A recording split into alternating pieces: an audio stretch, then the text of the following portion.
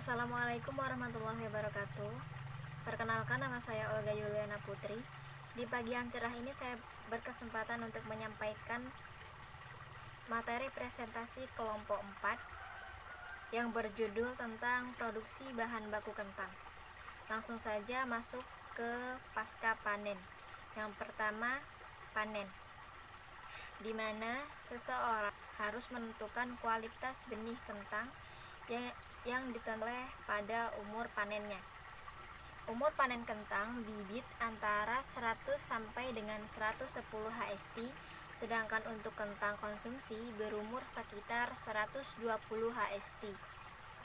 Ciri-ciri panen yang sudah waktunya dapat dilihat dari kemungkinan kulit umbi tidak terkelupas bila terkena gesekan. Panen dilakukan saat cuaca cerah dan tidak turun hujan supaya umbi yang dihasilkan kering. Umbi yang baru dipanen itu ditaruh di permukaan tanah agar terjemur sinar matahari. Umbi yang sudah dipanen itu selanjutnya dikumpulkan dan dilakukan sortasi atau pemilihan awal sesuai kualitasnya. Setelah melakukan tahap pemanenan, lalu kita masuk ke tahap pembersihan. Tahap pembersihan merupakan proses menghilangkan kotoran yang menempel pada umbi. Tujuannya untuk menghilangkan kotoran yang masih menempel pada umbi supaya umbi terlihat bersih. Umbi kentang dibersihkan dari segala kotoran yang menempel pada umbi seperti tanah, sisa tanaman, atau akar tanaman yang dipangkas, kemudian dicuci dengan air bersih. Cara mencucinya dapat dilakukan dengan cara memasukkan umbi ke dalam bak air atau dilakukan pencucian dalam air yang mengalir. Umbi yang sudah dibersihkan tersebut ditaruh pada terpal atau bahan lain yang dikeringkan. Dalam pengeringan umbi yang baru dicuci itu, jangan dikeringkan langsung pada sinar matahari, karena akan mengakibatkan kentang keriput atau tidak bagus hasilnya. Selanjutnya, tahap sortasi dan grading. Caranya yaitu dengan memilih umbi yang sudah dibersihkan antara umbi yang baik dan umbi yang kurang baik berdasarkan 1. Ada atau tidaknya cacat pada umbi. Yang kedua, normal atau tidaknya bentuk dan ukuran umbi. 3. Ada atau tidaknya serangan hama atau penyakit pada umbi. Umbi yang sudah dipilih itu dipilah-pilah lagi berdasarkan kualitas dan ukuran grading atau pengklasifikasiannya. Saya Wela Desnita akan melanjutkan presentasi dari Olga Yuliana Putri. Selanjutnya tahap penyimpanan. Umbi kentang yang sudah dipilih kemudian dimasukkan ke dalam wadah maupun tempat kayu atau keranjang. Kemudian wadah tersebut disimpan ke dalam ruang penyimpanan yang disusun dengan rapi. Jika wadah tersebut disimpan ke tempat gudang penyimpanan, sebaiknya gudang tersebut diusahakan mempunyai ventilasi udara yang cukup sehingga kelembabannya dapat terjaga dan gudang tersebut bersih. Selanjutnya tahap pengemasan. Tahap pengemasan ini bertujuan untuk mengurangi hasil kerusakan serta pengurangan air serta dapat memudahkan untuk pengangkutan dan perhitungan. Caranya, umbi kentang yang berkualitas yang sudah dipilih dimasukkan ke dalam karung atau jaring plastik yang sudah bersih tanpa ada sisa bahan lainnya. Kemudian ujung karung tersebut ditutup. Setelah itu, maka dijahit dengan menggunakan jarum karung maupun tali plastik.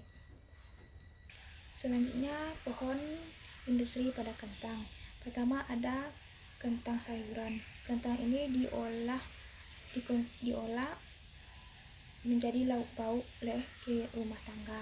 Sedangkan kentang industri itu diolah menjadi keripik kentang, french fries, serta panti kentang. Selanjutnya adalah jenis dan pengolahan produk kentang.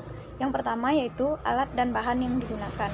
Alat dan bahan yang digunakan di sini adalah umbi kentang, pisau, air kapur, minyak goreng, bumbu garam, gas, air dan listrik, baskom, kompor, wajan, dan plastik. Selanjutnya yaitu proses pengolahan keripik kentang. Nah, yang pertama adalah umbi kentang dipilih yang mutunya baik dari varietas yang banyak digemari. Kemudian, umbi kentang yang telah dipilih dikupas dan dicuci bersih. Lalu, diiris tipis-tipis dan direndam dengan air kapur untuk memperbaiki warna dan mencegah terjadinya pencoklatan. Lalu, untuk rasa yang lebih baik, setelah digoreng, taburi keripik kentang dengan sedikit garam. Baiklah, saya akan melanjutkan presentasi dari Saudari Cia. Selanjutnya, proses produksi tepung kentang. Untuk menghasilkan tepung kentang yang bermutu, kentang harus melalui beberapa tahap proses pengolahan. Kentang yang telah dipanen harus dibersihkan dari kotoran yang menempel. Setelah proses pencucian selesai, kentang selanjutnya dihancurkan dengan menggunakan alat berupa parutan. Selanjutnya merupakan proses ekstraksi dengan memisahkan kandungan pati dan serat yang terdapat pada bubur kentang, sehingga kandungan pati yang bentuk cairan dapat melewati ayakan dan kandungan serat akan tertinggal. Selanjutnya, pemisahan kandungan protein yang terdapat dalam cairan pati yang telah tersaring. Proses selanjutnya merupakan proses pengeringan sehingga diperoleh tepung kentang yang memiliki kandungan air tidak lebih. Lanjut ke strategi pemasaran produk kentang di masa pandemi COVID-19, yakni endorsement. Strategi ini mungkin membutuhkan biaya yang bervariasi, tergantung seberapa banyak followers selebgram yang akan kita endorse. Semakin banyak followers selebgram tersebut, maka tarifnya semakin mahal. Akan tetapi, endorsement kepada selebgram terkenal akan membuat produk kita dikenal dalam waktu singkat, meningkatkan kepercayaan konsumen, meningkatkan followers sosmed, dan meningkatkan omset penjualan. Yang kedua, advertising. Dengan membuat iklan melalui berbagai platform sosial media, ini cukup mudah dilakukan dan dapat membantu kita melakukan promosi yang tertarget ke calon konsumen.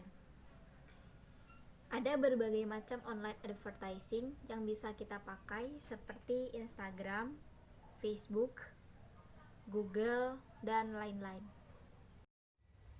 Baiklah, saya Desnita akan melanjutkan presentasi dari Olga Yulana Putri, yaitu selanjutnya sales promosi, yaitu dengan memberikan hadiah gratis, diskon, atau potongan harga atau voucher yang berlaku dengan jangka waktu tertentu terhadap produk kita bagi konsumen yang beruntung, serta dengan memberikan undian beli satu gratis satu. Selanjutnya, online marketing, contohnya dengan membuat website yang interaktif yang mudah diakses, serta dengan mempromosikan melalui komunitas tertentu terhadap produk kita ini. Selanjutnya, sosial media marketing, dengan cara menjalin brandware dengan konsumen dengan membuat website di sosial media mengenai produk kita ini dengan konten yang menarik sehingga konsumen dapat melihat dan membeli produk kita ini. Analisis SWOT pada produk kentang. Kekuatannya, tepung kentang ini terbuat dari bahan alami, mempunyai nilai gizi bagi kesehatan, serta dengan harga yang terjangkau. Kedua, kelemahan. Banyaknya menyediakan produk tepung kentang ini, jika dibuka maka akan ditumbuhi oleh jamur jika disimpan terlalu lama. Ketiga, peluang. Peluang dapat kita lihat dengan banyaknya masyarakat atau pengusaha menjual jenis makanan yang terbuat dari tepung, dan tepung kentang adalah salah satunya, dan tepung kentang ini terbuat dari bahan yang alami. Ancamannya banyaknya para penjual dari produk tepung seperti tepung rose bran, tepung ketan, tepung jagung, maupun jenis tepung lainnya dengan mempunyai fungsi yang sama dengan produk tepung kentang ini. Thanks for watching.